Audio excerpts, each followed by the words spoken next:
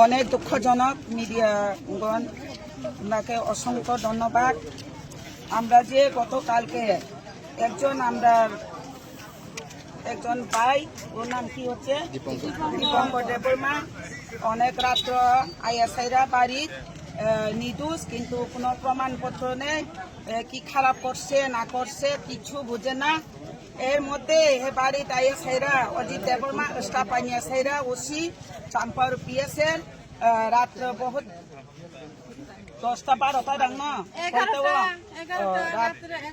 রাত 11টার মধ্যে ওর বাড়িতে এসে অনেক জবাজস্তি করে ওনাকে তিনি অজিত দেববর্মা এর স্টাফ মাইনে ওর বাড়ি থেকে আমরা দীপঙ্কর ভাই নির্দোষে জবাজস্তি করে হ্যারাসমেন্ট করছি।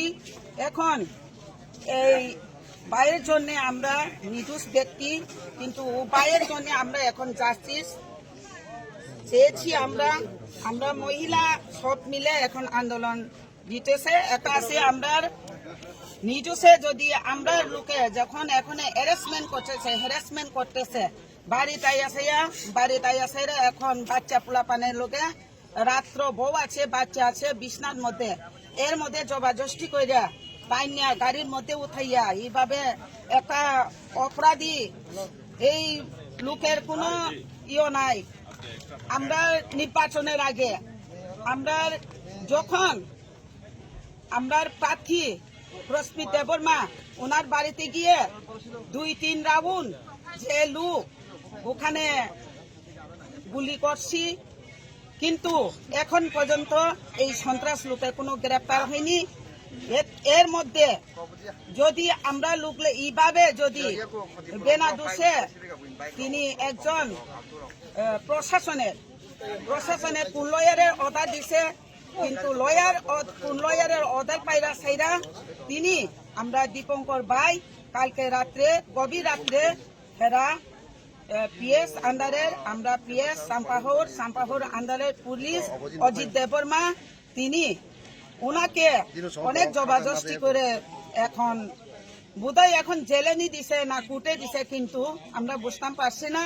কিন্তু এই রাত্রের মধ্যে আমরা যদি জানতাম আমরা মহিলা একসঙ্গে গিয়ে আমরা তো এখন চান আমরা চাম্পার পিএস যদি আমরা আওয়াজ না শুনে আমরা যদি জাস্টিস না দেয়, এই বাইয়ের আজকে দিনের মধ্যে যদি সাইডা না দেয় আমরা কঠোর আন্দোলনে যাইব।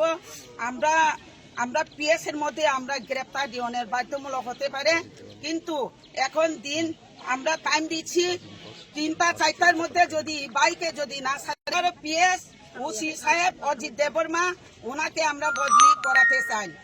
কিন্তু এইভাবে প্রশাসনের মোতাবেক আইনের মোতাবেক অনেকে আছে এখানে নির্দোষ, আমরা লোক তো অনেক বাড়ি ঘরে থাকি, অনেকে কাজ করি, রাস্তাঘাটে যাই, এইভাবে যদি আর একজন বাইরে যদি ধরে এই সময় জবাব দায়ী এই লোকেরা দায়ী হলো অজিত দেববর্মা।